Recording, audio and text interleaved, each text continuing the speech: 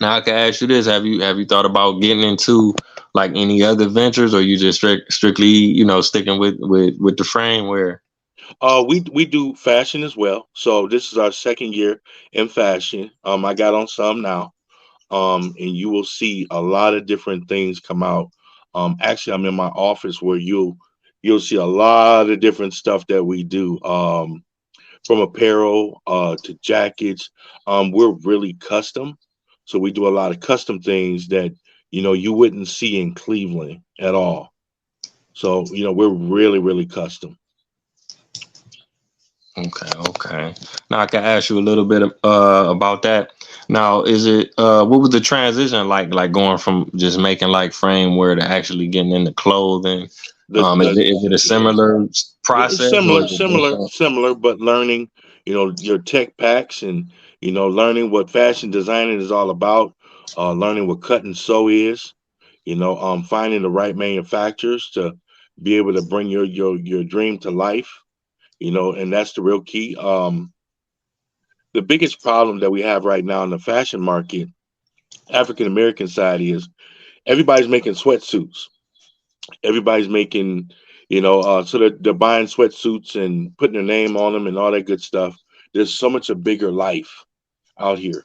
Learn how to create this sweatsuit. Create this hoodie from scratch. Learn the materials and learn the things that make Gucci brands sell for thousands of dollars, and while ours only sell for hundreds of dollars or a few dollars. There's a difference in materials. Okay, okay. Man, so I guess I could ask you a little bit more about that. Like, what obstacles do you feel like you have faced just by being a black man in this industry? You know what I'm saying? Because there's not a lot of us, and you like leading the way, so you might be covering a lot of new terrain that you could We share with. do. You know Yeah, what we I'm do. saying? Obstacles. I mean, especially in the optical world. The optical world in the country in the U.S. is more of a Jewish based. So it's really selling your product to them. To be in their stores, and until you open up your own store, then you can't. You can break the chain of that. Even in the city of Cleveland, we only have three black opticians. We have one black optometrist, that handles African Americans. So it's kind of tough, and that's just in this city, and we cover the whole country. So it's a lot of obstacles everywhere you go.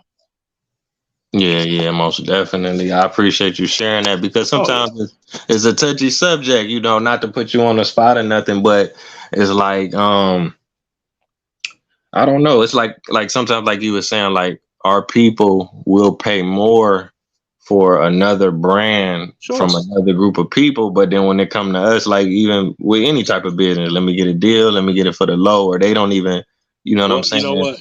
There's a reason though. There's a reason for that, and Mhm. the reason is we do not demonstrate longevity.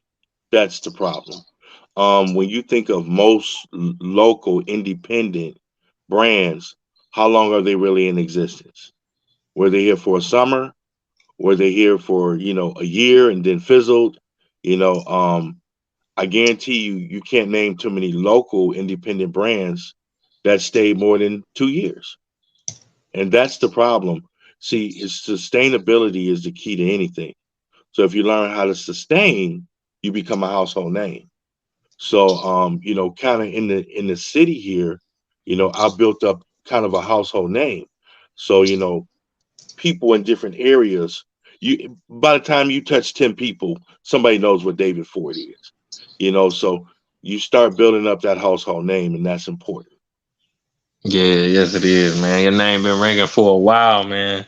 Um, So yeah, I kind of want to speak to that a little bit, like say, like with our community, maybe it's the hip hop community. It seemed like say, like we might be wearing throwbacks for like a couple years, and we Hmm. might be button ups, and we might be white tees, and we might Yep. be baggy, and we might be skinny jeans. But it seemed like other groups of people, they pretty much got their own like set of clothes that they'll wear, Sure. for like a long, like, or even with white brands, it seemed like Gucci would come back out, or Coogee would come back out, or Polo or Guess. They could just last for so much longer. Why is it that like Fubu or something, it might be through the roof for 2-3 years, but then it's gone forever? It seemed like, not saying that they're not still around, but then, or like, say something like Rockaware, it'll be through the roof for a minute. Or even with the artists, like, I agree. so like if Run DMC want to do a show, or compared to like Guns N' Roses or something, they could sell Yeah. out a whole stadium, tickets packed, but it's like people look at Run DMC like, oh, they might not be cool no more, Yeah. you know. Well, that has a lot to do with us as a culture. By nature, we are followers. As African Americans, we don't know how to break the trends. And I talk about this all the time. In the 60s and 70s, those were trend setters. They set the trends. Unfortunately, in the 80s, 90s, 2000s, we lost our trends. So we started to follow what became popular. A good trendsetter is Cartier. Cartier glasses has been around since the 50s. Okay. And it just kept following and following and going and going. And what happened was in the 70s, it became repopular. So your athletes made it popular. In the 80s, your stars made it popular. In the 90s, more stars made it popular. In the 2000s, people made it popular. So it's a trend. So until we figure out how to make things a trend that's going to stick, that's what happens. And Cartier ain't changed a single frame. Same with Ray-Ban. Ray-Ban ain't changed a doggone thing.